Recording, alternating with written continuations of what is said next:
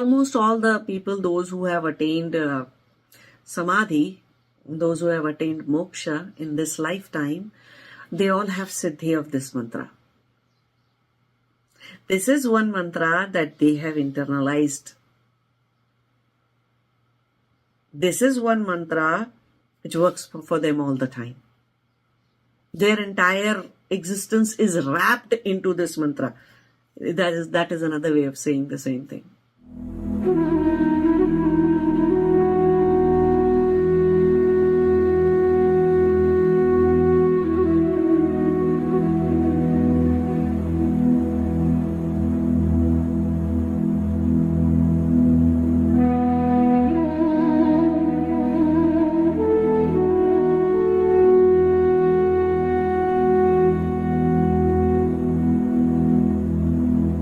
Namaste.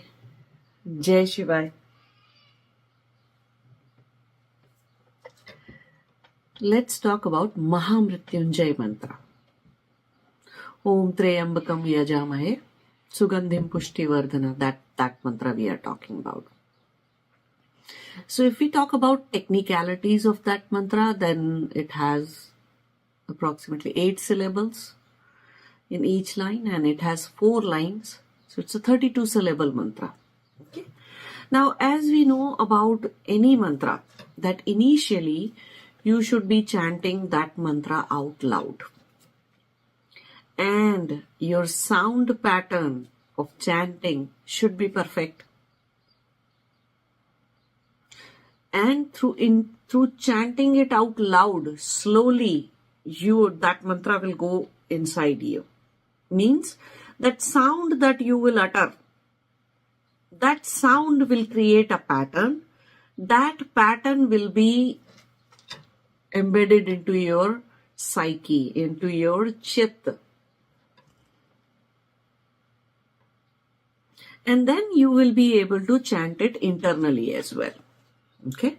But initially, to create a sound pattern, to remember that sound pattern, to embed that sound pattern into your psyche, you have to chant it out loud.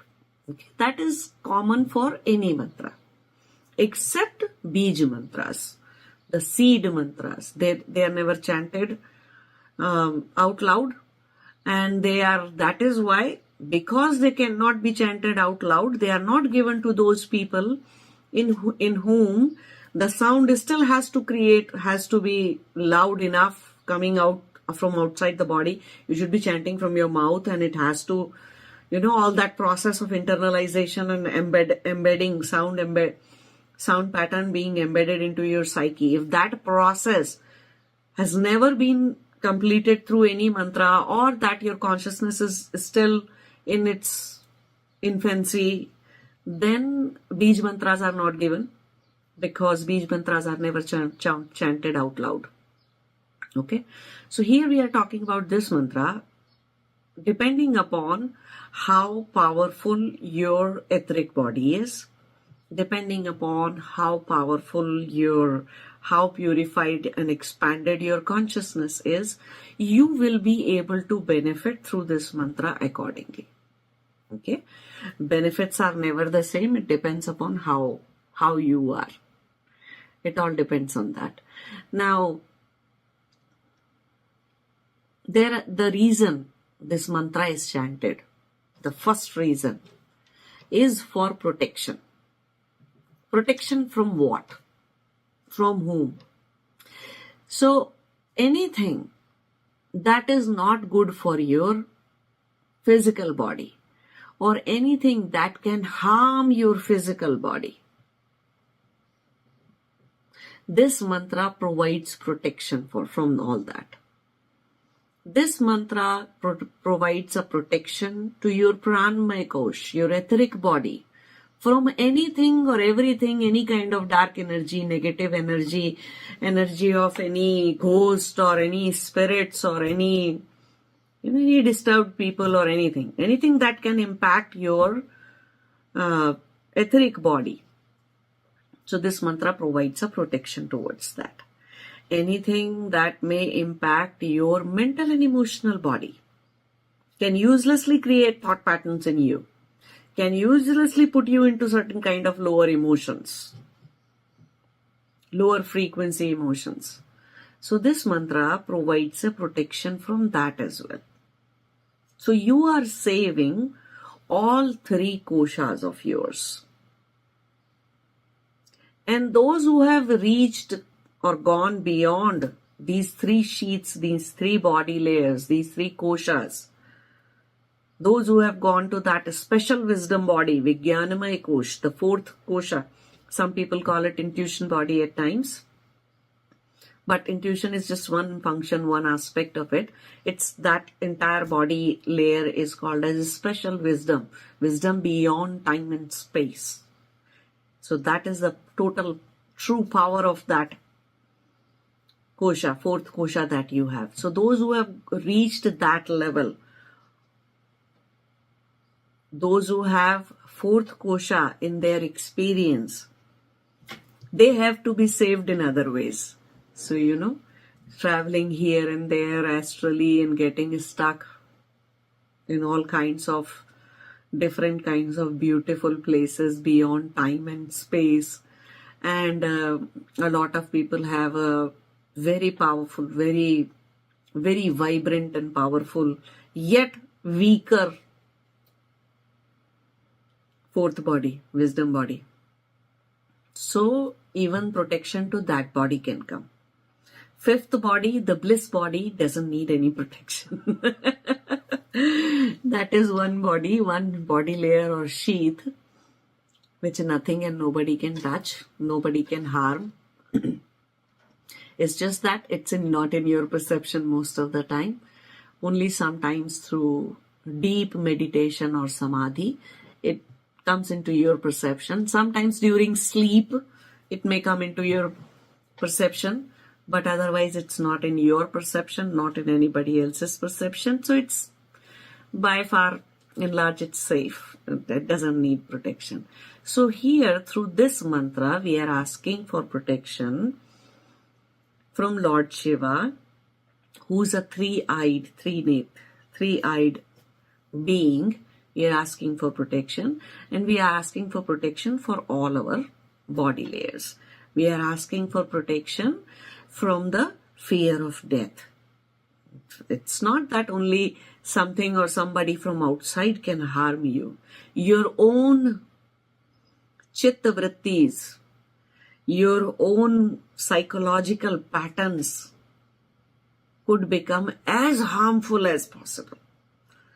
You see, some people do all kinds of self-harming activities. They may cut themselves here and there using blades and knives and whatnot. Some people may even go to the length of trying to commit suicide. Some people are successful in committing suicide. So self-harm can go to that level. Or some people can subtly harm themselves, if not their physical body, through their own, out of control mind, the thought patterns, and out of control emotions, they can harm themselves. They may go through a stroke or heart attack, or may have some other disease manifested in their physical body. If not disease, their energy may be haywire. They may be feeling low and tired all the time. So every human being is fully capable of causing harm to themselves, to their physical body, to their emotional body, mental and emotional body, to their etheric body. And then fourth body is out of question. If that kind of self-harming factory is going on, then fourth body is out of question. You don't need to protect that. You first need to protect these three, right? So this mantra, through this mantra, we are asking for protection from anything external to our existence, as well as from anything internal that we might do to ourselves, from that as well. Fear of death, fear of unknown. It's the major theme that plays out in 70% people's life. Their life is lived in fear And that fear goes all the way to the physical symptom of having an anxiety. And on the surface, it may look like it's the fear of some beings or some voices or some plant or some animal or, changing situations or changing job or going to another country or creating new relationships, this, that. From the surface, it may look like fear of something external to the person. But in reality, it's the fear. Down below, underneath, the root fear is the fear of death and the fear of unknown. And death is unknown. People don't know what will happen when they die. Or how will they die? How painful or, easy it might be.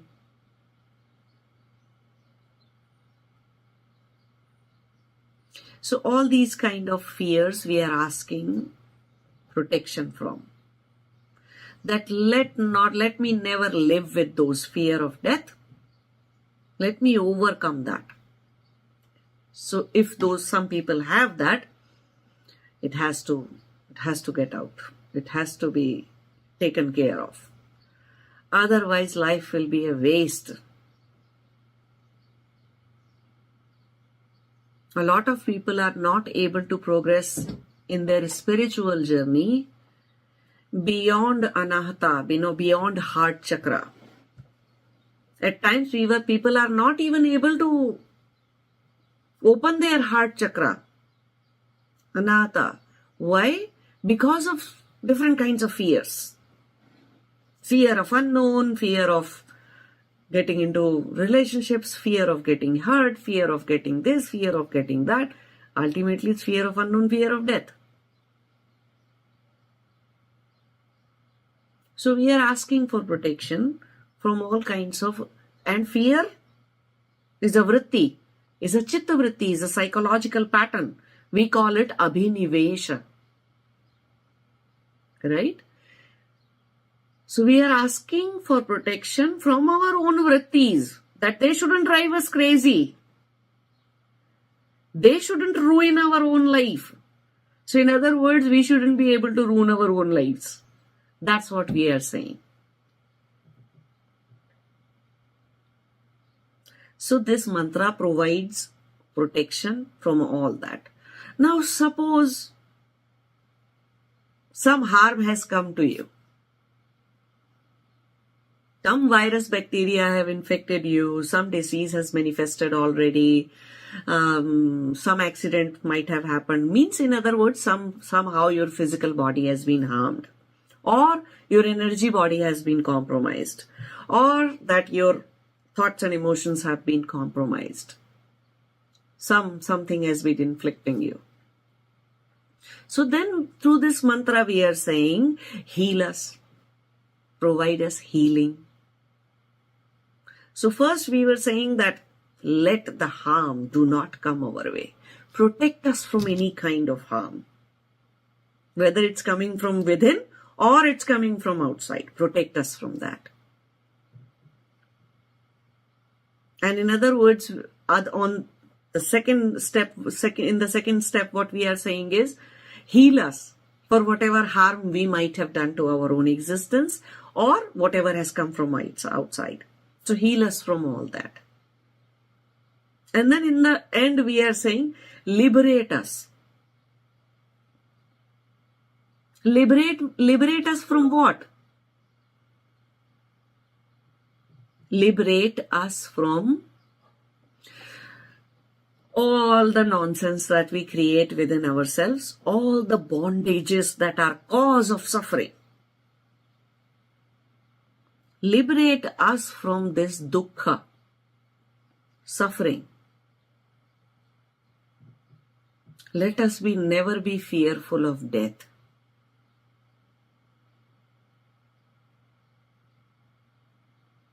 Let us be mukta, free from anything internal that can give us suffering or anything external that may give us suffering. So this is roughly the purpose of this mantra.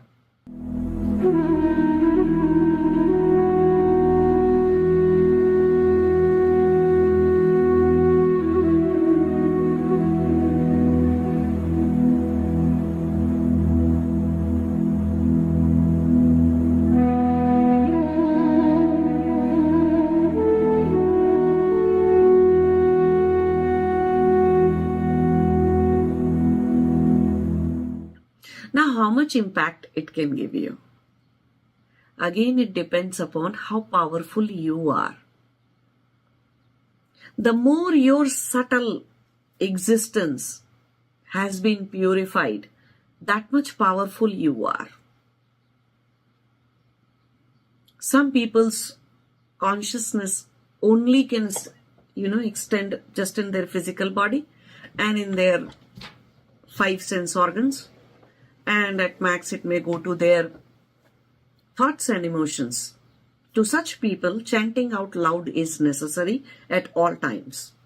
How many times you should chant it? Well, it depends how many times your guru has given you this mantra and how many times. But even this is one mantra which you can chant even without initiation. If you chant it with initiation, it has a different impact. But you can chant it without any initiation. Just chant it 108 times. Or if you don't have that much time, you can chant it 11 times as well. Okay, but the best result comes when you chant it at least 108 times. Okay. But if you are chanting out loud, then the practice has to be followed properly. Like you should take shower that day, you should be clean enough, you should, have some sanctity in your environment where you are chanting. You should be following certain rules and regulations. If you are doing something physical, then there are a lot of rules and regulations.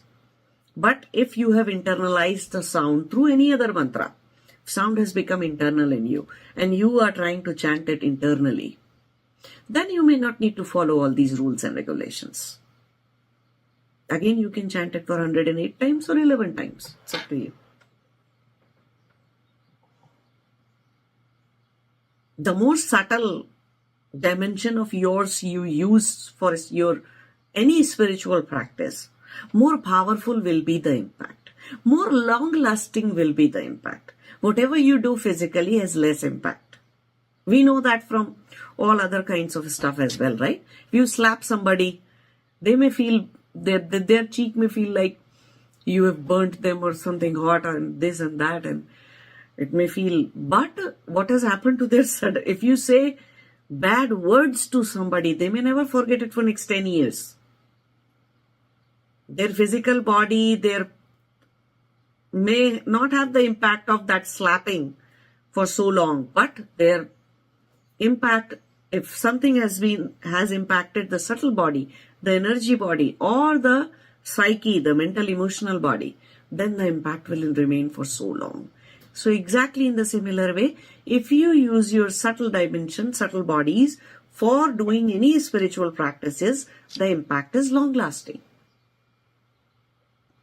So if you have internalized the sounds and you are able to chant internally, then you don't have to chant out loud and there are no rules and regulations.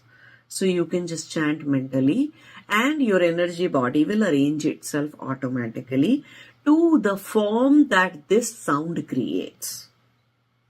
And because your energy body will arrange itself that way, your physical body will become an emanation of this mantra. So you will stay protected.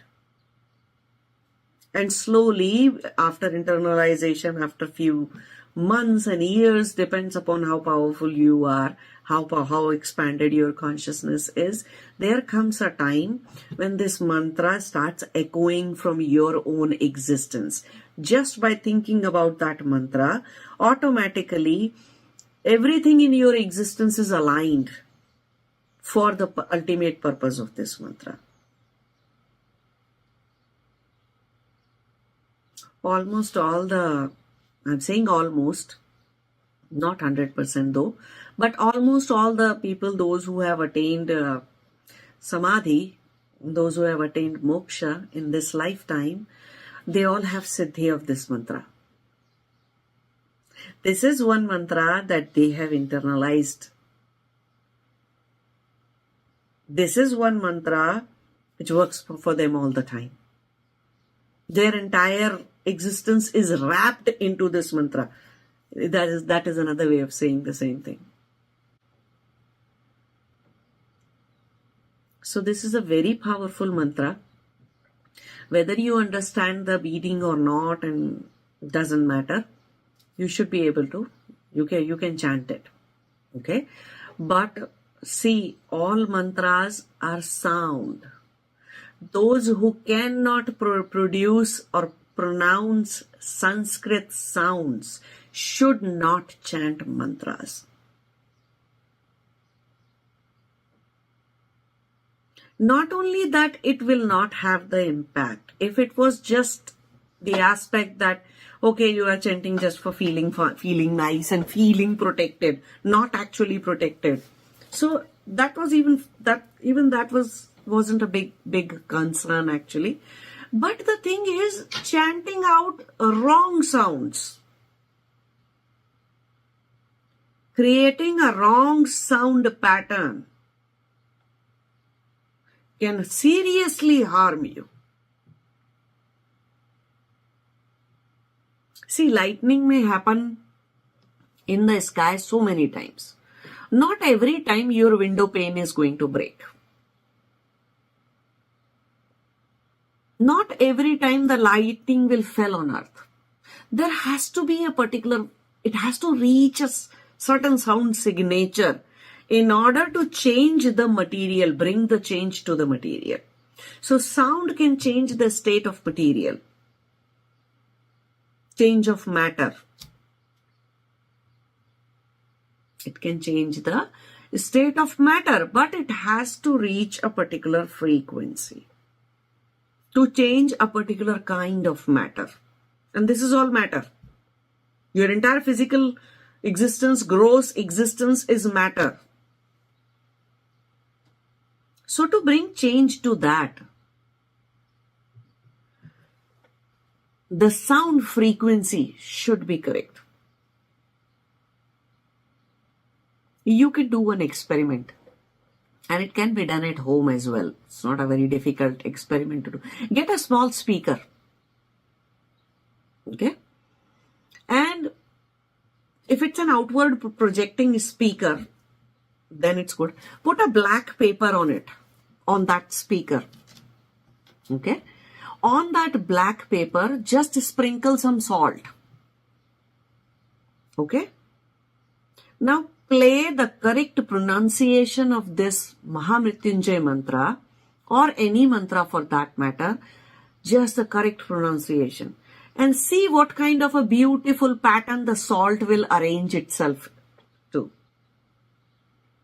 This science of seeing the form from the sound is called as cymatics. Cymatics,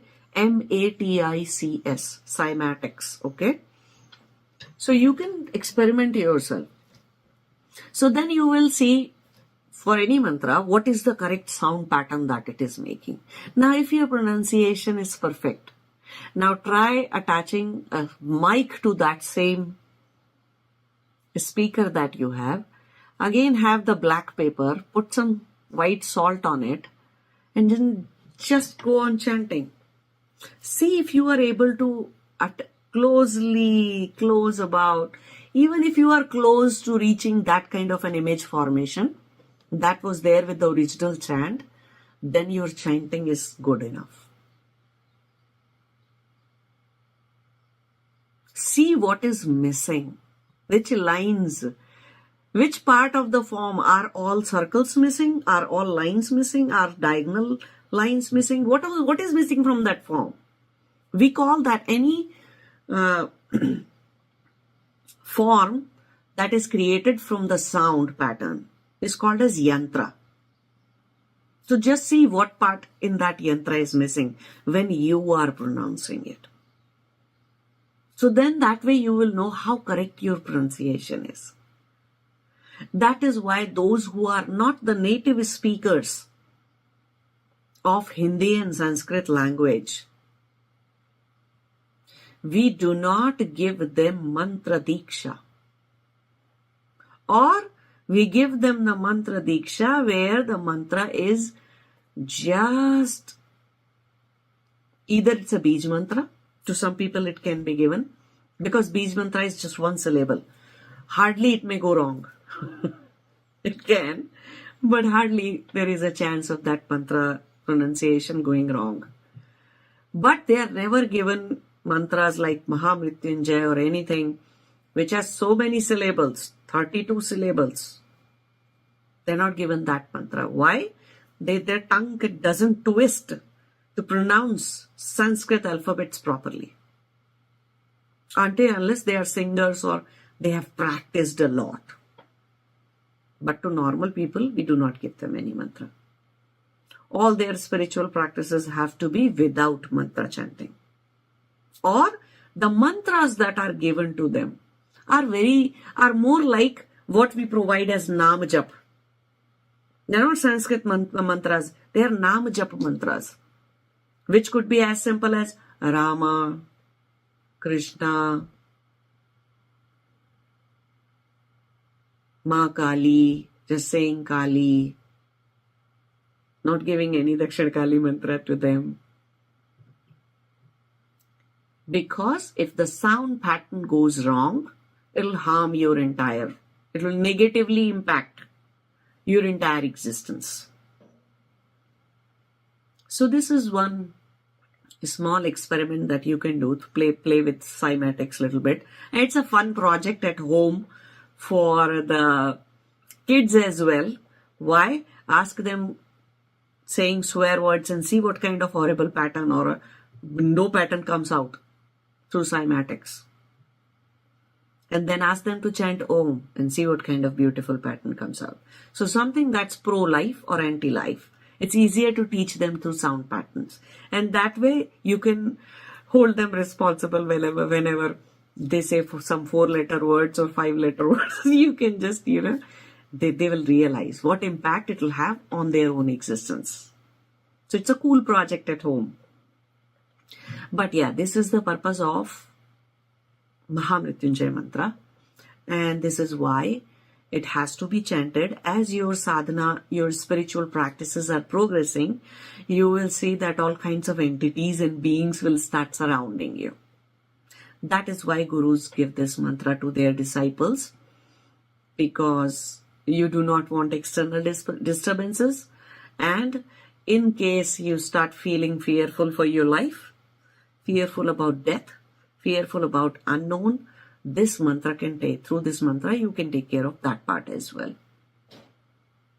So that's the ultimate purpose of this mantra. Namaste. Jai Shiva.